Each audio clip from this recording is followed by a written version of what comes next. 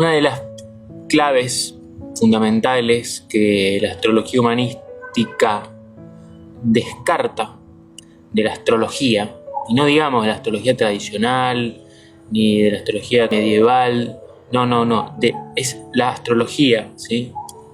Es el tema de las regencias, la matriz de regencias, ¿no? Bueno, esto lo hablaba el otro día con esta cuestión de los núcleos energéticos, la disociación o la, digamos, amalgama entre signo y casa, que no permite distinguir que un planeta en un determinado signo no es lo mismo que un planeta en la casa asociada a ese signo.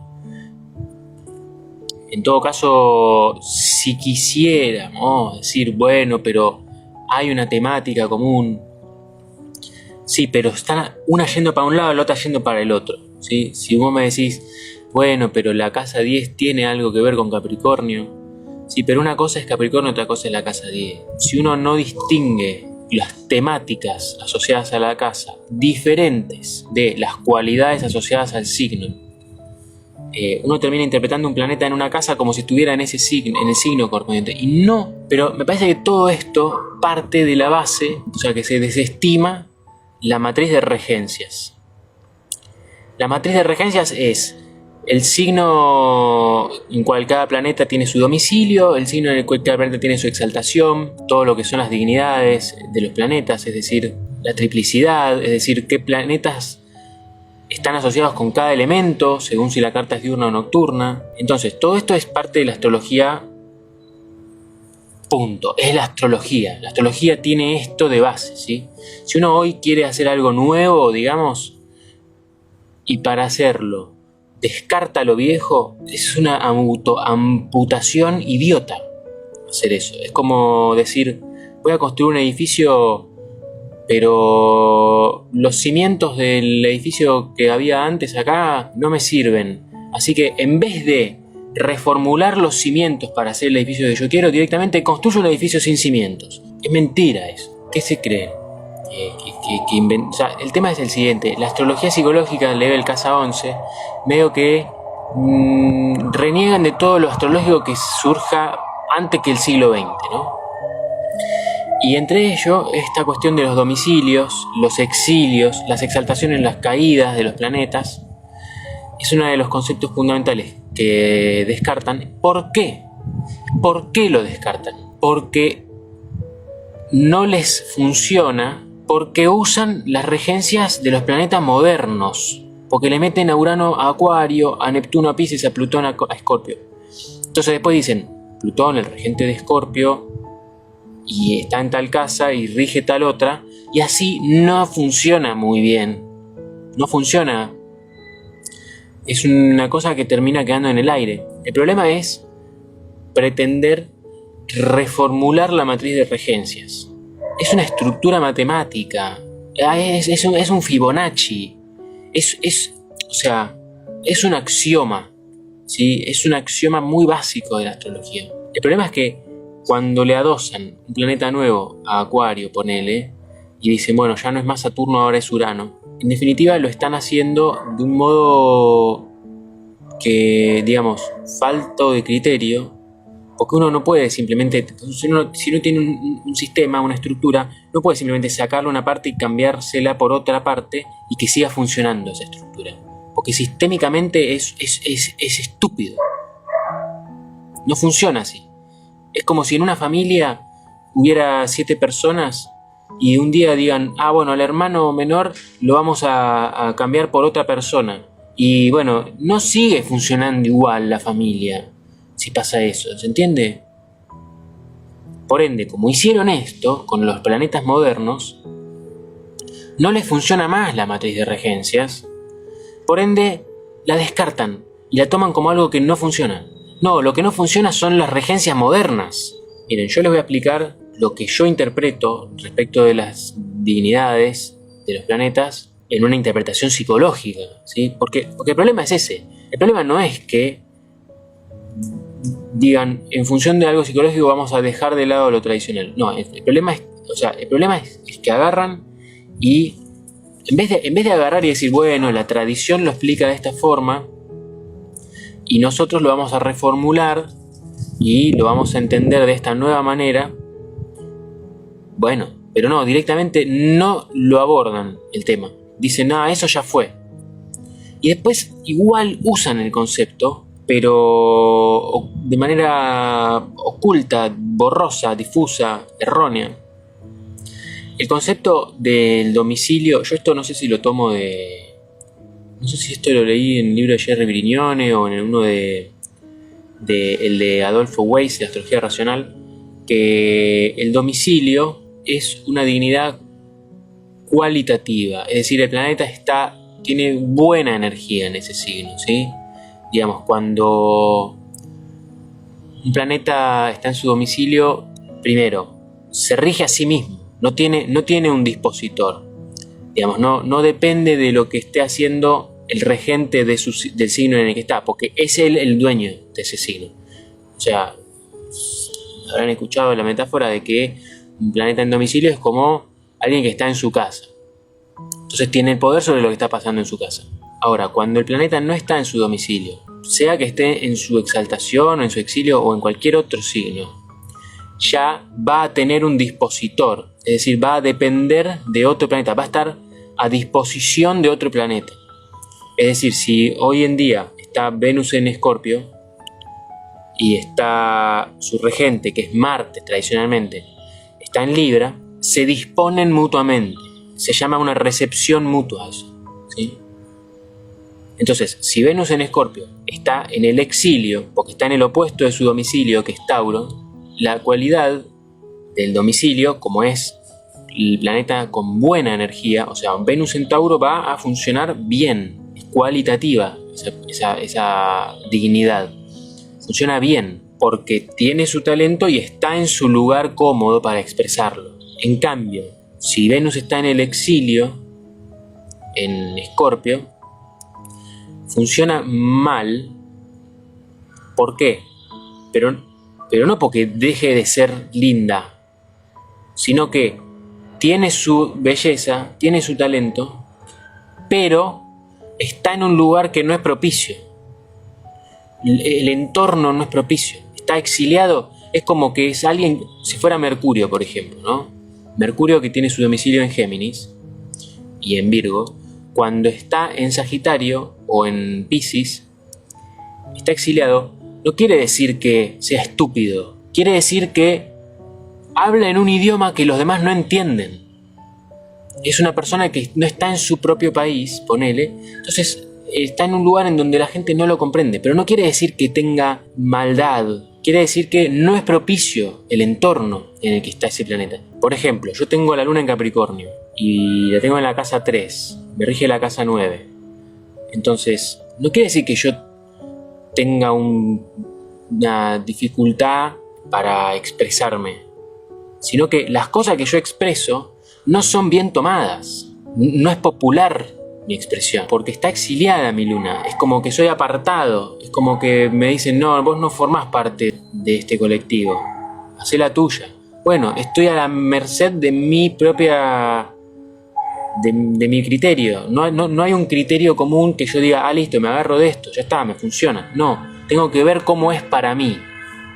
¿Sí? Un planeta que está exiliado no está flojo de papeles o no es que tiene mala energía, le sale mal, pero porque el entorno no es propicio. Es como que la semilla puede ser buena, pero si la plantás en un terreno que no le va, no va a crecer.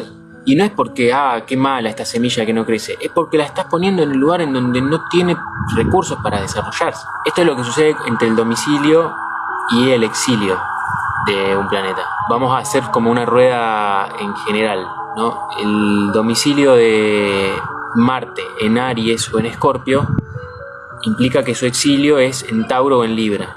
Marte en Tauro, por ejemplo, no es que... ahí me preguntan, ¿cómo me doy cuenta si tengo planeta exiliado? Es sencillamente que si está en el opuesto a su domicilio. ¿Sí? Por ejemplo, Marte rige a Aries y Escorpio, por ende, en Libra y en Tauro está exiliado. ¿Qué quiere decir? ¿Que no pelea? ¿Que no se enoja? No, sino que se enoja y le sale mal, porque, por ejemplo, Marte en Tauro se enlentece, se le vuelve pesado, es como que tuviera una armadura demasiado grande, porque está en un lugar que le es hostil, entonces necesita ir con una armadura más pesada, entonces está incómodo, está lento, está obstruido.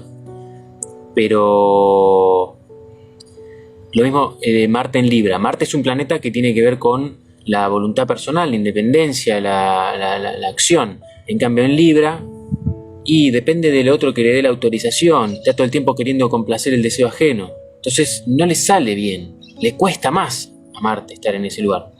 Pero no quiere decir que no tenga buenos deseos, que no tenga un objetivo valioso, sino que está todo el tiempo a merced de los otros. Por eso a Marte le cuesta expresarse en esos signos. En cambio, después, por ejemplo, claro, la luna en Capri también está exiliada porque la luna rige a Cáncer, por ende, cuando está en Capricornio y o sea, digamos, no es que no tenga emociones, no es que no sea sensible, no, es que cuando expresa su emoción y su sensibilidad es tomada con rigidez, con rechazo, y eso después se interioriza. De Venus, que decía, por ejemplo, que Venus está en su domicilio en Tauro y en Libra, al contrario con Marte, se intercambian.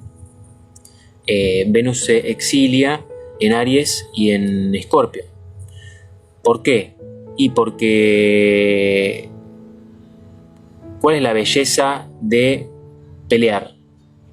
Bueno, qué sé yo, excepto que sea una persona que haga fisicoculturismo, deportista, o no sé, alguien que sea muy independiente. Por ejemplo, un Venus en Aries, el problema es que como Marte es un planeta de independencia, Venus en Aries lo que tiene y es que es una persona demasiado independiente, entonces le cuesta complacer, le cuesta ponerse en función del otro, pero no es porque no sea linda o no sea agradable, sino que, o sea, le cuesta por una cuestión de que es demasiado independiente. Digamos, no va a estar todo el tiempo cediendo, que es lo que normalmente hace una Venus. Entonces, no es tipo agreeable, como le dicen en inglés, ¿no? Con Venus en Escorpio lo mismo. No va a ser pacifista y todo color de rosas. No, es la persona que le gusta la oscuridad, que le ve la belleza a lo muerto, la estética dark ahí de vampiros y qué sé yo. No es lo más propicio para una relación que sea un vampirismo mutuo. Qué sé yo, no quiere decir que no sirva, no funciona. No, bueno, va a ser más incómodo. Va a ser como una cosa más reactiva, más dramática lo que pase. Después, con Mercurio ya lo mencioné antes, de que no es que sea estúpido cuando está en Sagitario o en Piscis, sino que no lo entienden cuando habla.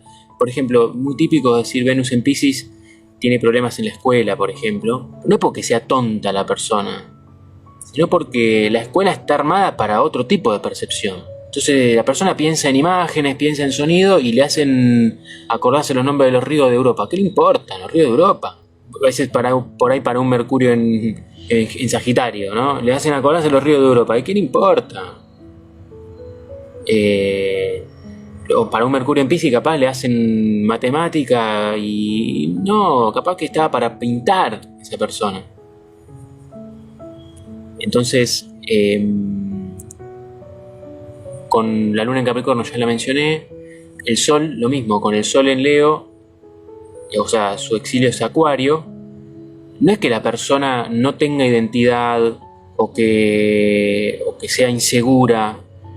No, eso puede ser una consecuencia del hecho de que el entorno no le da el ok, el entorno no lo valida, ¿no? O sea, es como que una persona con Sol en Acuario va a tener una carencia de validación de parte del entorno. Le van a estar diciendo todo el tiempo, sos raro, la abeja negra. Entonces se siente mal, se siente rechazado, le baja la autoestima. Y después, cuando ve que alguien tiene autoestima, le molesta. No puede ver a otro que se ponga en el centro, porque cuando se quiso poner en el centro le dijeron, no, correte, ¿qué te quiere poner en el centro vos? Salí. Te venga el leonino al centro. Pero digamos, el problema es que se quiera poner en el centro el Sol en Leo, el Sol en Acuario. Porque su lugar es precisamente ponerse en la periferia.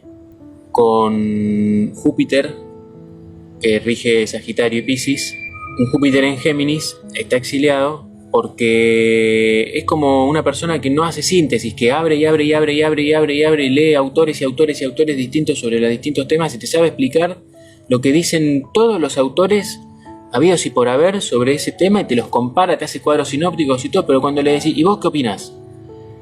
No, mi opinión no importa, yo solo te muestro lo que dicen los distintos autores. Y tipo, y bueno, pero entonces no hace su síntesis. Se va por las ramas. Júpiter en Géminis duda tanto que al final no sabe lo que le pasa, no sabe no incorpora el mensaje. Termina siendo una repetidora. Y por otro lado, Júpiter de Piscis en Virgo también es alguien que se pone hiperanalítico, súper escéptico, materialista, un pensamiento demasiado que si no lo veo no existe. Y en ese sentido, bueno, le falta devoción, le falta fe, le falta confianza. Es un grave error decir que, por ejemplo, si la luna se exilia en Capricornio, por ende, una luna en casa 10 está como exiliada. No, porque se le diga casa no quiere decir que ahí sea domicilio. En realidad el problema es que tradicionalmente los domicilios eran, o sea, las casas se tomaban por signo entero, el signo era la casa. La casa desde el ascendente, por ejemplo, para un ascendente en Aries, por ejemplo, si la luna está en casa 10, bueno, sí, va a estar exiliada, porque va a estar en Capricornio, porque la casa 10 desde Aries es Capricornio. En ese caso sí. Pero si es un ascendente en Tauro, se va a exiliar en la 9 la luna, porque la 9 va a ser Capricornio. Si es un ascendente en Géminis, se va a estar en la 8 exiliada. Y así. Pero no porque la 8 sea el exilio, o la casa no es el exilio, el signo es el exilio en todo caso. Vuelvo a la matriz bueno, lo que decía de Saturno, me faltaba Saturno, de los domicilios. Saturno en Capricornio y en Acuario tiene sus domicilios. Saturno en Cáncer y en Leo va a estar exiliado. Entonces, cuando Saturno está en Capricornio o en Acuario, va a poner límites y va a tener algún resultado propicio para el que pone los límites. En cambio, cuando un Saturno en Leo o un Saturno en Cáncer, es una persona que no pone bien los límites o que los pone de más. Puede ser que una persona con Saturno en Cáncer sea demasiado permisiva más bien, una persona con Saturno en Leo me parece que podría ser demasiado permisiva, mientras que una persona con Saturno en Cáncer puede ser demasiado sensible al límite, demasiado incluso rígidas sus límites, porque defienden mucho, como una estructura de pertenencia y todo, entonces como que son muy miedosos, digamos. Saturno en Cáncer es como que es más, como que en todo caso pone los límites con miedo. Es muy distinto que una luna en Capricornio, porque si no después se termina confundiendo que Saturno en Cáncer es como una luna en Capricornio. No, o sea, entiendo que partan de esas analogías, pero no es lo mismo, no se interpreta igual. El orden de los factores en este caso altera el resultado. Y si hay un factor que representa la temática y otro factor que representa la misma temática, pero no va a dar la misma, pues son dos cosas distintas. Por ejemplo, cuando un planeta está exiliado, lo que pasa es que rige la casa opuesta. Su domicilio está en la casa opuesta. Es como que se opone a los temas que tiene que resolver. Es como que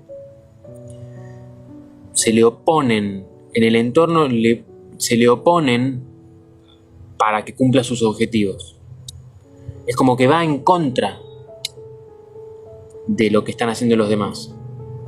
Lo mismo, por ejemplo, yo diría que una diferencia cualitativa entre el domicilio y el exilio es que también, por ejemplo, una persona que está en su domicilio es como que ya sabe dónde están las cosas, ya sabe cómo hacer para, no sé, si le falta, si se le rompe algo y bueno, ya sabe si tiene las cosas que necesita para arreglarlo, ¿no? Ya sabe en qué cajón guardó el hilito que qué sé yo, ¿no? En cambio, cuando no está en su domicilio, cualquier problemita que tiene va a ser una gran complicación, porque no tiene la herramienta ya a mano, no sabe dónde está, no le puede pedir fácilmente a los que están alrededor que le ayuden porque no le entienden el idioma en el que habla. Entonces, va a plantear cosas que los demás le van a decir, no, ¿qué? Para. Por ende, va a depender demasiado de sí misma. La persona que tenga un planeta exiliado va a tener como que encontrar su forma personal de hacerlo. Es como que va a tener que ir y recorrer lo desconocido. No hay un surco que ya esté hecho en donde le digan, ya, es por acá, andate por ahí vas a llegar. No, le van a decir, mirá, no sé, fíjate vos. Para mí no es por ahí, le van a decir. Y bueno, pero va a tener que ir y ver si es por ahí para él o para ella. Pero no es que le falte fuerza, le falte voluntad. Es que el entorno no lo apoya. Eso es lo que le pasa a un planeta exiliado, ¿sí? No es que, o sea, si le va mal al planeta exiliado, es porque se está queriendo hacer encajar en un lugar en el que no. Y tampoco es que tiene que encontrar el lugar en donde encaja.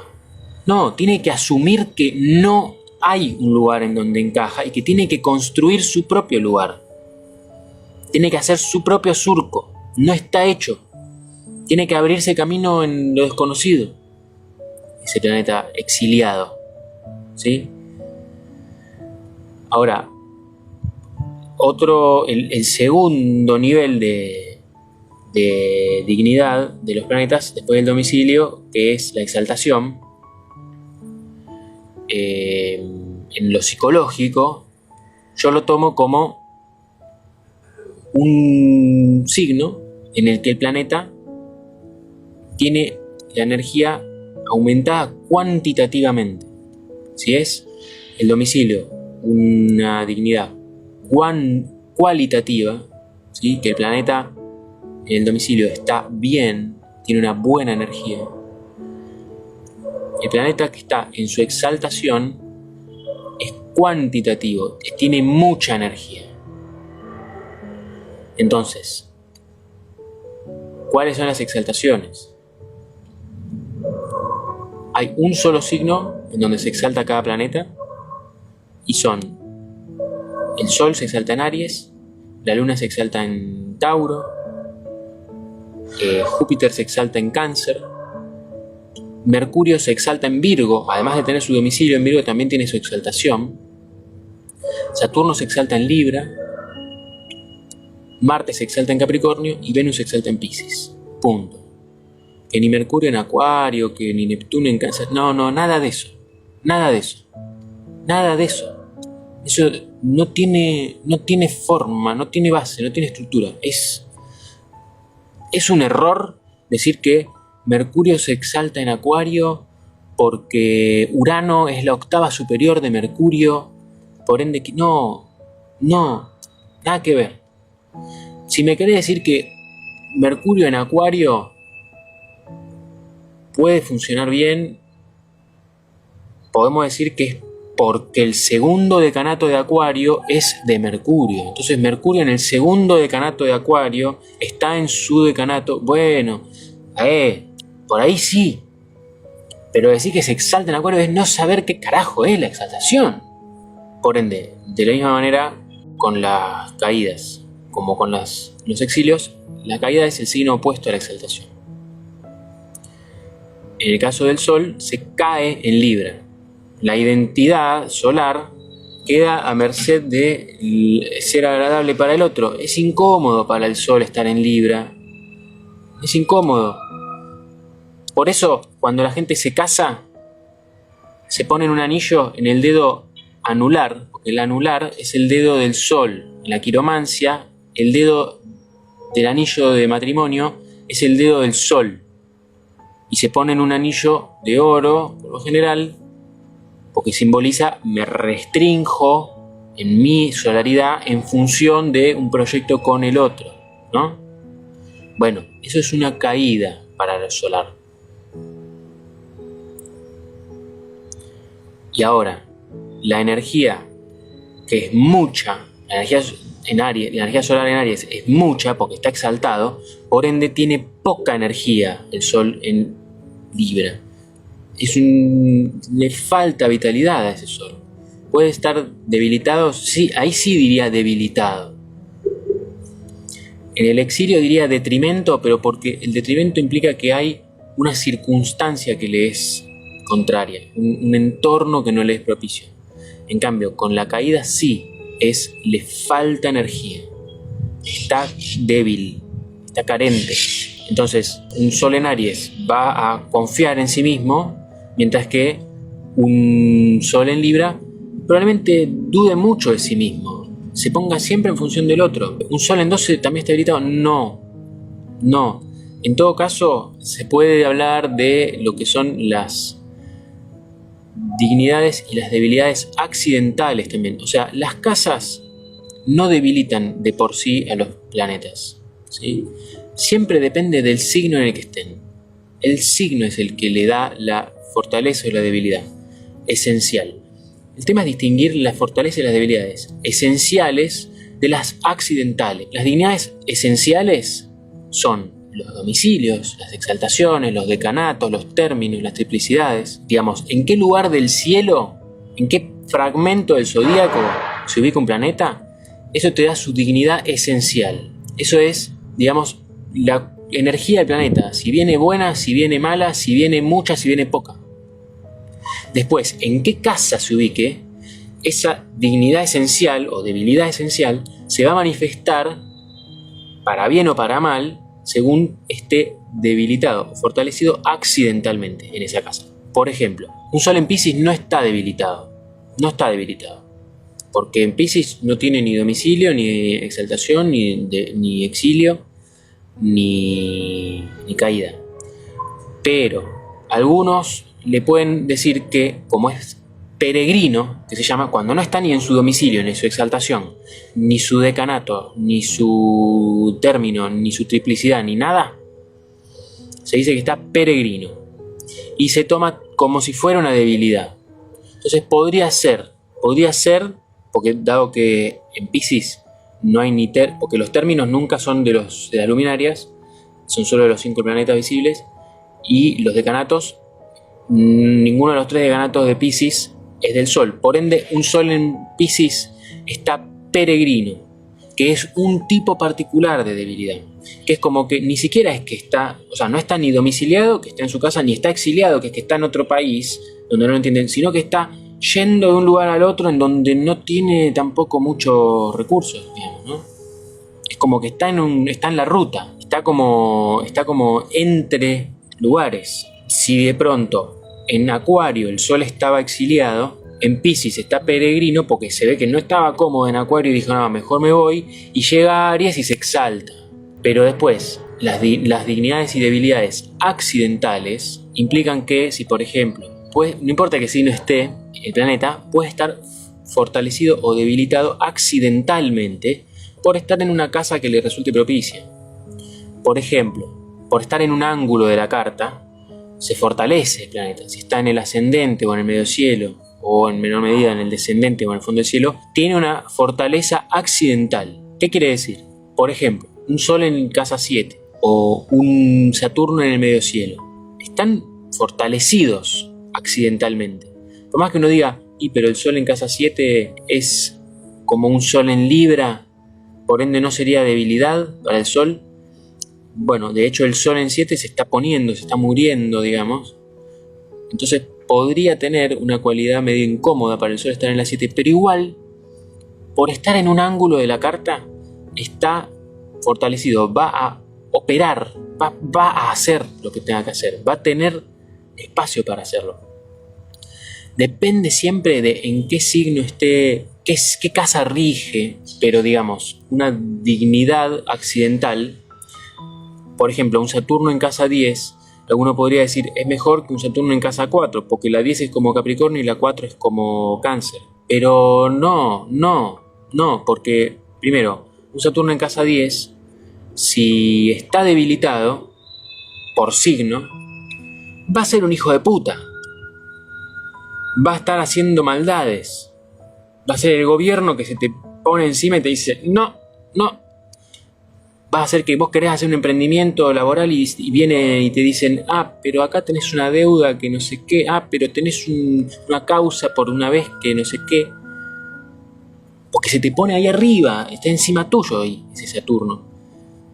Y si es una carta nocturna, peor todavía, porque la carta diurna tiene más fuerza, el Sol, obviamente, y Júpiter y Saturno. Entonces, si es una carta diurna, Saturno es como que no es tan maléfico, está atenuado. En todo caso, si es una carta diurna, con un Saturno en el medio cielo, quiere emprender un proyecto y viene el gobierno, viene la autoridad y le dice, no, mira, sabes que acá tenés un coso, pero mira, si me llamas por esto, si te recomiendo que lo hagas así y salís para adelante, y dale, y te doy el permiso, pero tenemos que corregir acá este problema que tenés. Bueno, tenemos que resolver este problema, lo hago y listo. Ahí está, ese sí es un Saturno en el medio cielo que más o menos funciona. Si no está en un mal signo, si la carta es diurna, puede funcionar. Ahora, si es una carta nocturna, un Saturno en 10 en Capri, le va a poner muchos más obstáculos. Quiero volver a lo que estaba diciendo sobre las exaltaciones, porque no expliqué bien. Sí, diurno o nocturna es si el Sol está por encima del horizonte o no. Es así de simple. Lo que pasa es que, claro, si necesites entre el amanecer y el atardecer, tu carta es diurna. Lo que pasa es que a veces la carta, o sea, siempre la carta diurna va a tener al Sol visible. Por ende, el Sol, que es el que gobierna la secta diurna, va a tener su poder sobre el resto de la carta por estar visible.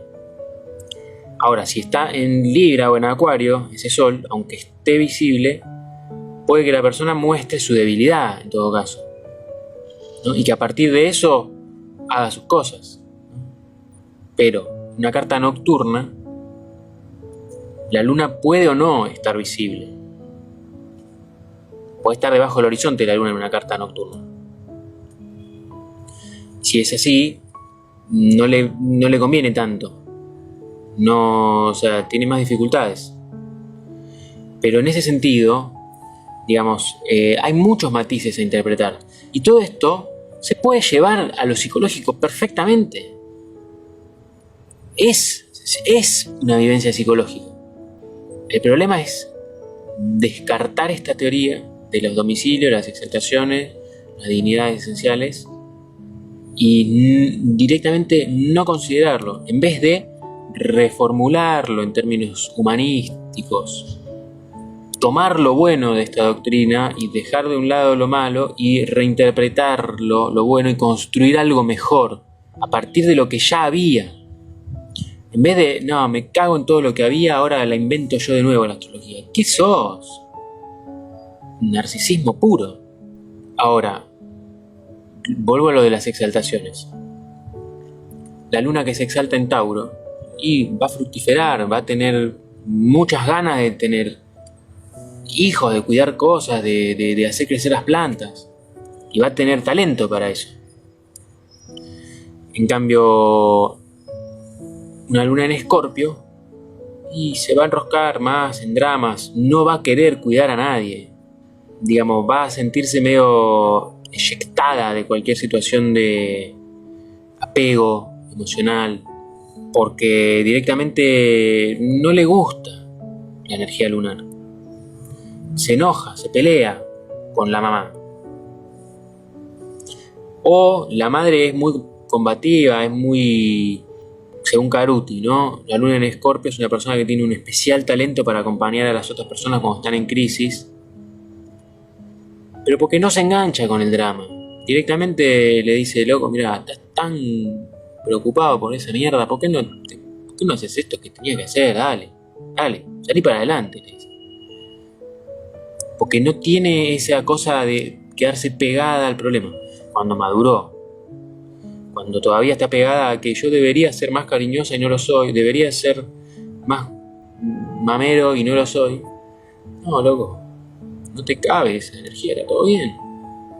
Lo asumís y le das para adelante. Si es una persona con carta diurna, que tenga la luna en Escorpio, y mejor aún, si la luna queda debajo del horizonte, no le jode. No le va a traer realmente problemas a la persona esa luna en Escorpio. Porque la luna ahí queda como medio secundaria en la carta. En todo caso, la casa que le rija, y bueno, capaz que alguna pérdida en esa casa va a tener, o conflicto, alguna pelea, alguna discusión, algún trauma. Bueno, la casa que rige la luna, o sea, la casa en donde quede Cáncer, va a ser una casa en la que esa luna en Escorpio va a tener alguna dificultad. Ahora, si por ejemplo una persona que tiene la luna en Escorpio tiene a Marte en Aries, sale para adelante, le chupa un huevo el drama. En cambio, si es una persona con luna en Escorpio y Marte en Libra, y se ofusca, le dicen que no y se pone re mal, le dicen lo que tiene que hacer y no le gusta, se enoja, se siente que la quieren dominar los demás, le falta voluntad. Ahora, otra cosa sería, mira, vuelvo a la exaltación, el tema de la exaltación de Marte, precisamente, que es que se exalta en Capricornio, se cae en Cáncer. Marte se exalta en Capricornio porque los militares, la estructura jerárquica, todo eso le sirve a la expresión de la energía marciana. Una persona que se tiene que poner una meta y cumplirla y llegar a tiempo, ser eficiente. Todo eso es una buena forma de expresar la energía marciana. Alguien que entrena, alguien que trabaja muy duro, muchas horas de corrido. Alguien que toma decisiones y se hace cargo de las consecuencias de sus actos. Eso sería una energía marciana en Capricornio. Ahora, depende de dónde esté Saturno. Porque como digo, no está en su domicilio, va a tener un dispositor, siempre va a quedar modulado por otro. Ese es el problema de cualquier dignidad que no sea el domicilio. Pero por ende, si Marte en Capricornio se exalta, en Cáncer se cae, y es una persona que le va a costar sostener mucho tiempo, se va a enojar muy fácilmente y, digamos, va a reaccionar a la defensiva por cosas que capaz no hacía mucha falta, o que capaz también puede ser que tenga mucha tendencia como a defender a la familia o al grupo de pertenencia, pero al mismo tiempo termina siendo como un soldadito de algo que capaz no le suma. En cambio, una persona con Marte en Cáncer también puede ser que hasta le cueste mucho enojarse. Le cuesta autoafirmarse, decirle al otro, salí, voy a hacer esto porque me canta y me lo gestiono. Le cuesta más que a otros. Que no está mal, es asumirlo. Pero si es por ejemplo, una persona que tiene la luna en Escorpio y Marte en Cáncer, ¿qué pasa? Se rigen mutuamente, están en una recepción mutua. Entonces uno dice, uy, luna en Escorpio, Marte en Cáncer, ambos debilitados, pero se rescatan mutuamente de la debilidad, porque es como que los dos tenemos el mismo problema. Entonces hacemos sinergia y nos ayudamos mutuamente y dejamos de tener el problema. Ahora, no es que, qué bien que nos va, qué bueno, tuvimos muchísimo éxito. No, bueno, por lo menos quedaste más o menos bien parado, en vez de quedar hundido, ¿no? Júpiter, que se exalta en Cáncer, digamos, va a ser alguien que sea muy que se las sabe todas, o que de pronto puede ser alguien que se ponga medio en modo maestro ciruela, pero sabe, no se puede negar que sabe, digamos, es alguien que medita alguien que obtiene conocimiento directo de la persona o sea, como que llega como a comprender íntimamente y desarrollar teorías. Pero bueno, los demás le pueden decir como que, ay, siempre te pones ahí como tan en que vos te las sabes todas. Y bueno, puede que lo diga una persona que tenga un Júpiter debilitado o que tenga poca confianza en sí misma. Entonces, Júpiter en Cáncer también puede ser una persona que genera mucha confianza, mientras que Júpiter en Capricornio está debilitado, está caído. Directamente o sea, tiene una dignidad negativa. Una persona que no tiene escrúpulos, una persona sin moral. Es como esta idea de los militares como la reserva moral. Obviamente no va por ahí. Tal vez es una persona con un esquema de pensamiento más bien autoritario, si se quiere, porque si no tenés el título no podés hablar sobre el tema.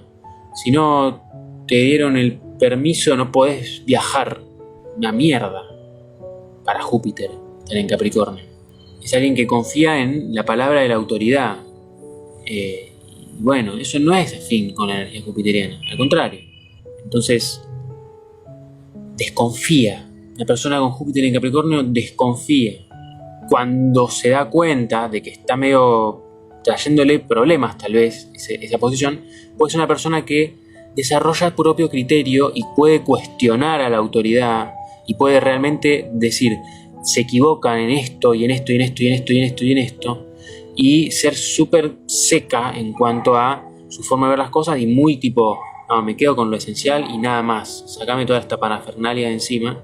Y bueno, se puede volver medio cínica una persona con Júpiter en Capricornio, pero digamos, siempre va a depender de dónde esté Saturno. Siempre, porque si es, por ejemplo, un Júpiter en Capricornio con Saturno en Piscis, están en una recepción mutua, se apoyan mutuamente, y encima Saturno es un sextil, Piscis es un sextil a Capricornio, entonces está bueno, es una buena recepción mutua. Lo mismo la de la Luna en Cáncer con Marte en Escorpio, están en trígonos, se apoyan mutuamente. Ahora, no es tan buena, por ejemplo, una recepción mutua entre un Júpiter en Capricornio y un Saturno en Sagitario, por ejemplo. Porque están en signos aledaños, son como que no tienen aspecto. No hay aspecto tradicionalmente entre Sagitario y Capricornio. Excepto que justo estén a la misma distancia del cero de Capricornio, lo cual sería como un anticio, que se llama, que es un aspecto tradicional, pero es solo si están exactamente en el grado en el que hacían la simetría respecto del cero de Capricornio, si no, no aplica. Entonces no es lo mismo cualquier recepción mutua entre los planetas. El problema de no mirar las dignidades es que no permite entender las recepciones, las disposiciones, qué tan bien dispuesto está el planeta, si tiene buena recepción con los otros planetas. Porque eso también te ayuda a entender mejor un aspecto. Porque si tienes un aspecto entre dos planetas que uno está fortalecido y el otro está debilitado, y interpretarlo así, eso sirve pensar esto. Me falta la de Mercurio en Virgo, está exaltado y domiciliado, ¿sí? Tiene doble dignidad en Virgo. Mercurio en Virgo es más Mercurio que Mercurio en Géminis, ¿sí? Mercurio en Géminis va a ser el que tiene labia, el que sabe vender, pero te vende cualquier cosa. En cambio, Mercurio en Virgo es alguien que conoce los métodos, tiene las técnicas, sabe usar herramientas. Pero un Mercurio en Sagitario, como decía antes, puede ser una persona que, digamos, esto que decía antes, está en otro país y habla un idioma que los demás no entienden. Mientras que un Mercurio en Piscis está no solo exiliado, sino caído, literalmente no encuentra las formas para expresar lo que piensa y el entorno tampoco se las da. Mercurio en Piscis tiene que pensar en imágenes, en música, no verbal. Mercurio en Sagitario tiene que leer libros sagrados, tiene que estudiar religiones. Un Júpiter en Sagitario tal vez no necesita estudiar religión, porque Porque un Júpiter en Sagitario ya tiene la seguridad, ya sabe. Tiene gurúes que le dicen, che, no, mirá, va por acá. En cambio, un Mercurio en Sagitario es como que le pregunta a todos los gurúes a ver qué opinan y no se convence con ninguno. Saturno que se exalta en Libra, tiene su caída en Aries. Por ende, es una persona que pone límites a la fuerza. O incluso una persona que le cuesta sostener realmente a largo plazo, porque es como que se plantea un objetivo y arranca, pero después ya la queda, ¿no? Ese es el problema con la energía ariana. Para Saturno es como... O lo mismo, es una persona que por ahí, si quiere empezar algo, de pronto necesita como demasiada planificación, o se ponen proyectos que van tan a largo plazo que después no agarraron envión de entrada, no arrancan, siempre dependiendo de dónde esté Marte. Porque un Saturno en Aries con Marte en Capricornio, que Marte en Capricornio está exaltado, y va a funcionar mejor. Ahora, eso puede significar que la persona sea destructiva. Bueno, ya eso es otra cosa. Pero que Saturno en Aries con Marte en Capricornio sale para adelante mejor, sí. Como son maléficos, digamos, bueno, se va a expresar mejor lo maléfico que sean. Ahora, Saturno puede traer problemas siempre. Marte puede traer problemas siempre. Pero si están domiciliados o están exaltados o tienen alguna benefición, en ese sentido, ese problema va a traer un buen resultado. Ese problema después, la cosa va a terminar siendo mejor. En cambio, si es, por ejemplo, un planeta que está debilitado, un Saturno debilitado, y va a traer problemas y no va a ser para mejor, excepto que su regente esté beneficiado, ¿sí? Lo mismo, si fuera, por ejemplo, un Sol en Acuario con Saturno en Leo, tienen una recepción mutua. Están los dos exiliados y tienen recepción mutua. Entonces, ¿es buena esa recepción mutua? Y mejor que un Saturno en Leo y un Sol en Capricornio, porque ahí no están en oposición, no están en signos que se aspecten, tienen un quincuncio. Entonces, una recepción mutua entre el Sol en Capricornio y Saturno en Leo no es tan funcional como una recepción mutua entre un Sol en Acuario y un Saturno en Leo. La persona con Sol en Acuario y Saturno en Leo, como es una oposición, va a sentir muy claramente que tal persona me pone el límite, me dice que está mal lo que yo digo, que soy un outsider y que bla, pero por lo menos lo tiene claro. Por lo menos tiene identificado quién es y cuál es el límite. Entonces de ahí, con el tiempo, como la oposición es un aspecto que trae beneficios a largo plazo, ¿sí? Si uno no se compromete a largo plazo, la oposición no sirve. Y bueno, entonces, por lo menos, si es una oposición entre los planetas que se están haciendo la recepción mutua, en este caso, funciona un poco mejor. Lo mismo, por ejemplo, una luna en Capricornio con Saturno en Cáncer tienen una recepción mutua. Entonces, bueno, la persona va a ser muy autoexigente. Probablemente va a sentir que nunca va a poder llegar a ser como los que admira. Y bueno, va a tener que por ahí ponerse con... agarrar y decirle a alguien, che, poneme los puntos, por favor.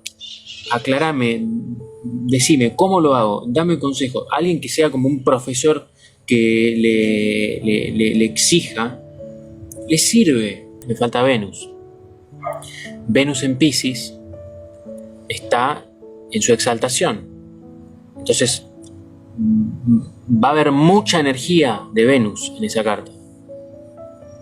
Ahora, depende de qué casas tengan a Tauro y a Libra, para qué asuntos esa Venus en Piscis va a tener muchas cosas para dar. El tema de Venus es que en Piscis se exalta, por ende va a tender a tener mucha energía venusina de la persona, pero si Júpiter está en Capricornio, por ejemplo, y va a tender a ceder en cosas, no va a tener como una autoridad moral en su hedonismo, por ejemplo, No es lo mismo un Venus en Piscis con un Júpiter en Capricornio que con un Júpiter en Aries o que con un Júpiter en Cáncer, por ejemplo. Venus está en Piscis y, por ejemplo, Júpiter está en Escorpio. El regente de Venus, Júpiter, está en un signo que a Venus le resulta incómodo. Por más que Júpiter en Escorpio no esté ni bien ni mal, no tiene ni domicilio, ni exaltación, ni exilio, ni caída, que le haga la recepción a Venus desde un signo en el cual Venus no está cómoda, es como que se lo tira para abajo. Pero porque a Venus le resulta incómodo Escorpio, que es el signo en donde está su regente, si es un Venus en Piscis con Júpiter en Escorpio. Aunque estén en trígono, le va a traer exceso, le puede traer excesos, por ejemplo, ¿no? Una cosa ahí medio adicta. Los stelliums técnicamente solamente debieran considerarse cuando son visibles, planetas visibles. En este caso, Júpiter, Urano y Neptuno no lo considero un stellium, porque Urano y Neptuno no son visibles. Vos mirás el cielo y Júpiter ahí está solo, no está en un stellium. Lo mismo cuando está el Sol involucrado. Si uno dijera, si no, siempre que el Sol y Mercurio y Venus estén cerca es un stellium. No, porque no se ven los planetas que están en un stellium con el Sol. Eso no se llama stellium. Eso son planetas que están bajo los rayos. Es otra cosa. A mí me parece que hay que volver a las bases. Hay que volver a los clásicos, pero de preocuparse menos por Quirón, por Plutón, por Urano, por Neptuno. Uno está a veces preocupado por cosas que no ve y no ve lo que está a la vista. Un Júpiter en Acuario en casa 7 va a depender siempre de Saturno. Y es más importante la recepción que tenga un planeta con su regente, la disposición a los planetas de los cuales dispone, ¿sí? Porque si es un Júpiter en Acuario en casa 7, dispone de lo que está en la 8, en Piscis. Si tenés Júpiter en Acuario en casa 7 con Sol, Mercurio y Venus en Piscis en la 8, esos planetas quedan a disposición de Júpiter. Al Sol le va a resultar incómodo porque Acuario le resulta incómodo para el Sol.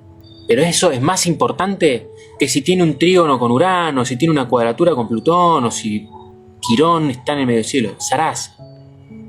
Eso es como si le pusiste sal rosada o pimienta negra a la ensalada. Pero, ¿qué verdura había?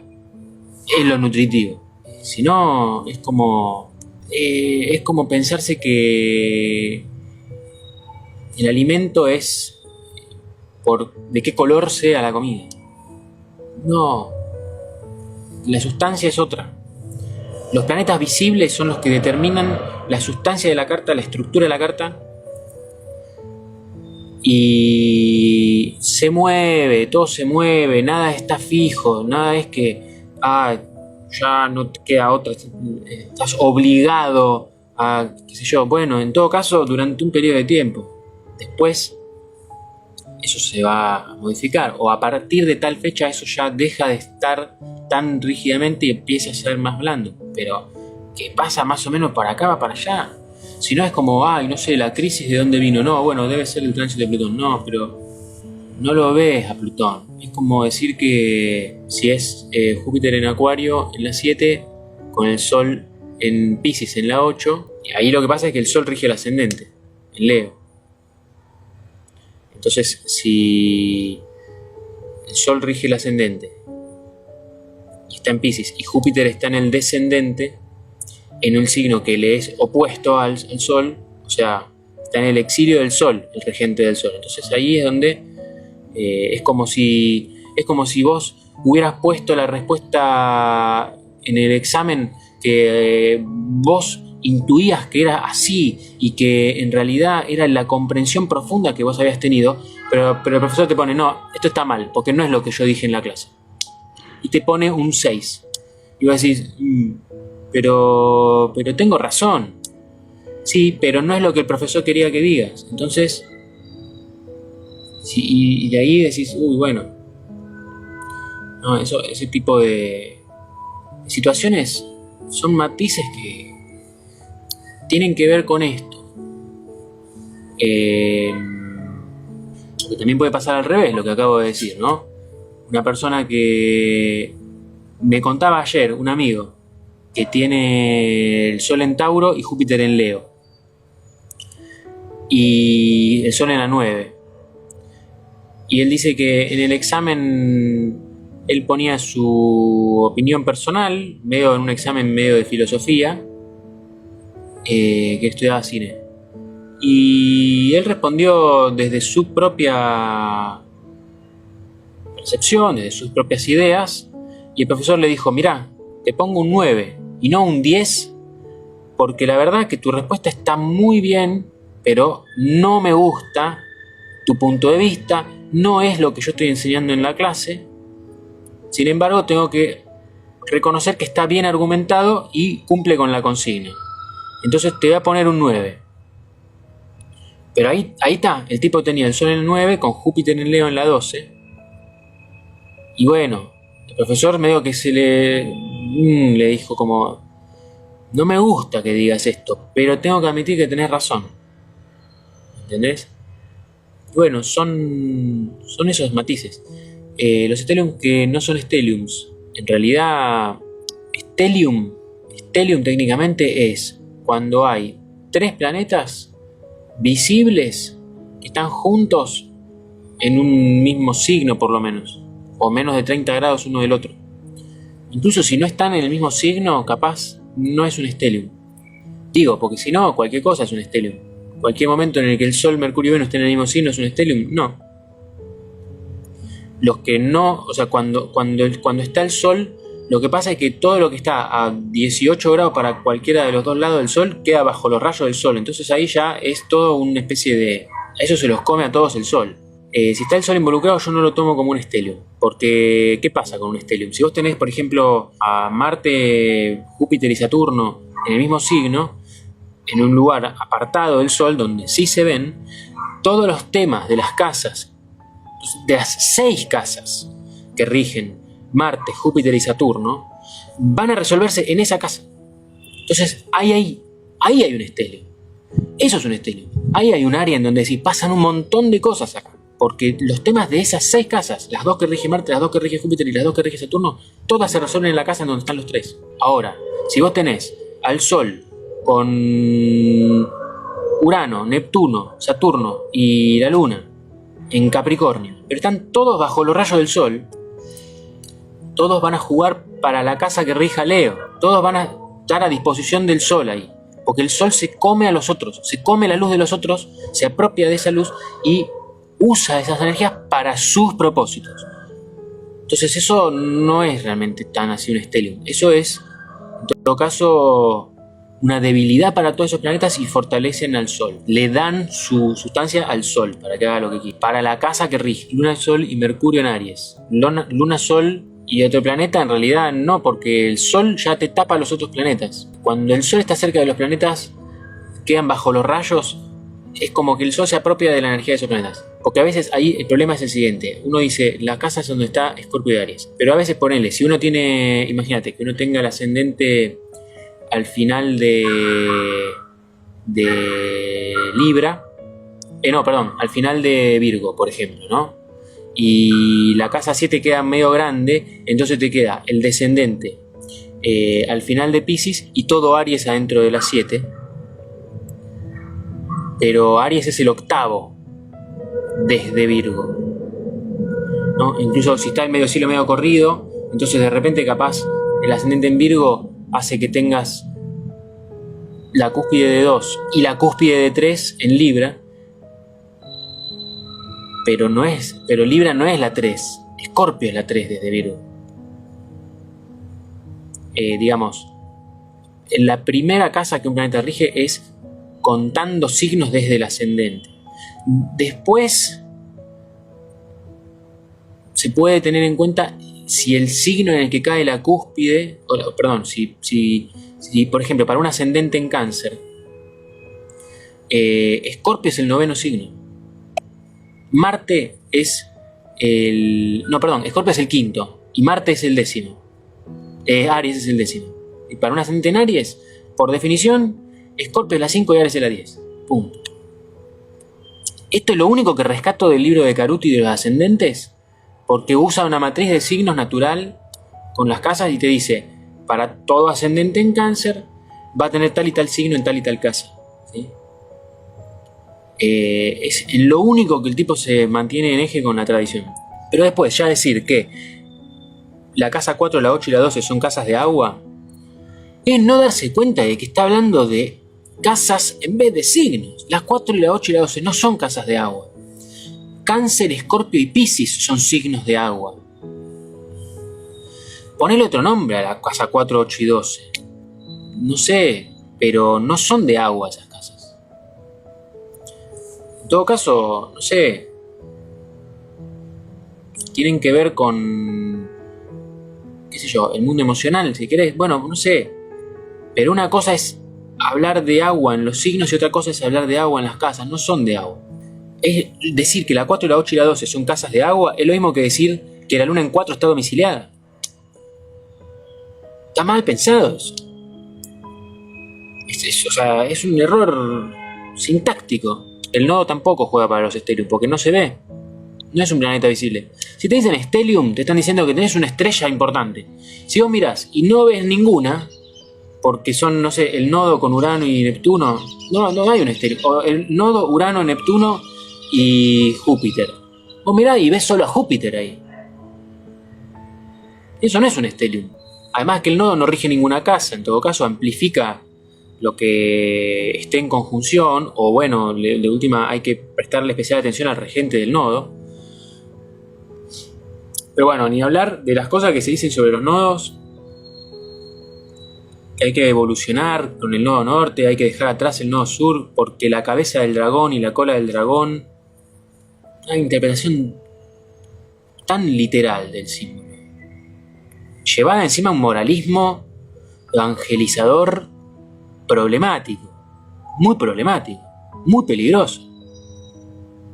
Porque ¿qué? El astrólogo sabe mejor que vos lo que vos tenés que hacer con tu vida. Eso parte de una moral protestante, yanqui, de los años 30. No va por ahí.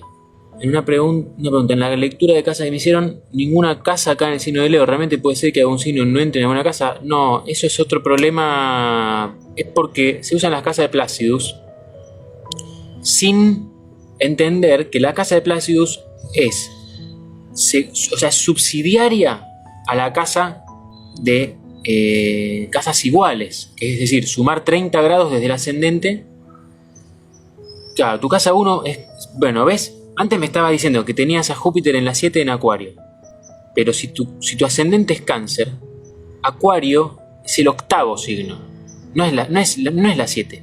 Acuario primero es la casa 8 desde Cáncer, y después puede que si tenés la medio cielo torcido y todo esto de las casas desiguales, haya planetas que quedan en la 7, juegan para la 7, pero siguen estando en el octavo signo. Entonces después te dicen, no, ninguna cúspide te cae en Acuario Leo.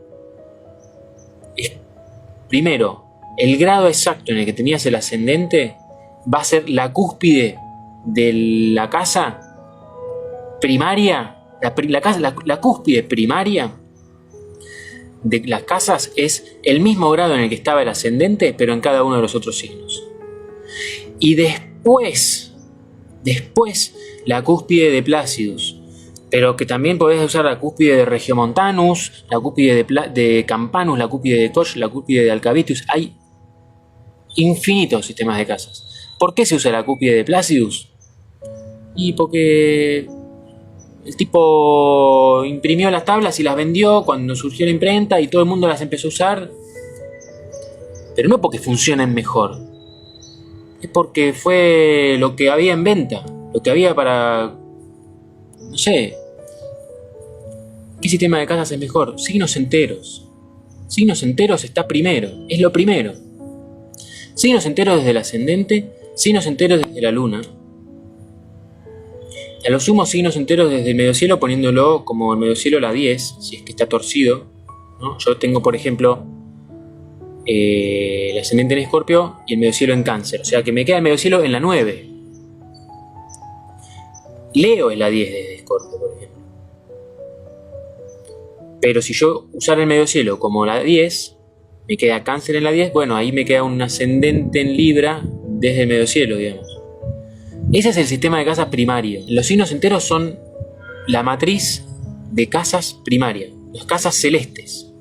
Desde el signo que está en el ascendente, no importa si tu ascendente está al final del signo y si tenés un planeta en el... Ponele que tenés el sol que naciste al amanecer o a la mañanita, unas 7, 8 de la mañana. Entonces el sol queda en la 12 de Placidus, pero si está en el mismo signo que el ascendente, juega primero para la 1 y después, secundariamente, puede tener una influencia de 12.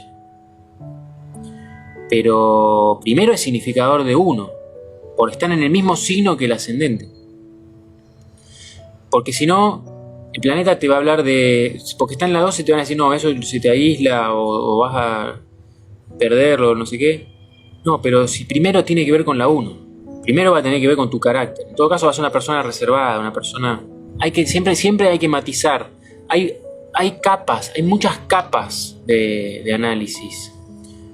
A veces se sobresimplifica la astrología. Yo en YouTube hace poco hice un video, hice tres videos analizando la carta de Björk y la carta de Maradona. Porque ambos tienen el ascendente y el sol en Escorpio. Pero creo que Björk tiene también la luna y no me acuerdo si hay un otro planeta. Pero Björk, como nació en un lugar con una latitud tan alta, en Islandia, tiene las casas todas torcidas así, tiene las casas chiquititas así y después otras que son enormes. Entonces, ¿qué se hace en esos casos? No funciona ese sistema de casa. No sirve Placidus para eso. La verdad que las cúspides de Placidus o las topocéntricas, que son casi exactamente lo mismo, solamente yo las tendría en cuenta solamente cuando miro direcciones primarias, cuando un planeta se dirige grado por grado, digamos año por año, cuando llega a la cúspide de Placidus, bueno, porque está pensado para eso ese sistema. Es un sistema que está hecho, de hecho, el topocéntrico es una ingeniería inversa de, a partir de las fechas en las que sucedieron las cosas, se fijaron y dijeron, me parece que entonces habría que corregir la cúspide y cambiarla ahí unos minutos. ¿Y por qué estaría en este lugar? Bueno, y ahí hicieron toda la ingeniería inversa y se dieron cuenta de que había que calcularlo de otra manera el sistema de casas y desarrollaron todo un sistema de casas para que encaje con la evidencia de a la fecha en la que se daban los acontecimientos por direcciones primarias. Es para hacer direcciones primarias las cúspides de topocéntricos de Placidus. Pero para ver regencias, para ver en qué casa derivada está, etc., hay que usar signo entero. El regente de la cúspide es terciario. Primero están el domicilio y la exaltación, el regente por domicilio y el regente por exaltación del signo entero, contando desde el ascendente. Entonces, por definición, para todo ascendente en Cáncer, Marte rige la 5 y la 10. Para todo ascendente en Libra, Saturno rige la 4 y la 5. Punto. Más fácil así. Después se le agrega al otro como matices, detalles, pero la estructura es esa. Porque Maradona, por ejemplo, tiene el ascendente en Escorpio con Venus en Sagitario en la 1. Y ahí mucha gente diría, tiene Venus en 1, y sería el primer planeta que se fija para hablar de su apariencia o no sé qué, y su personalidad. Pero no, antes de ese Venus en Sagitario en la 1, tiene a Marte en Cáncer en la 9, y después tiene al Sol y Mercurio en la 12, o en la 1 en realidad, porque es el mismo signo, y recién después Venus queda como en la 1 de Placidus, pero es el último. ¿Se entiende?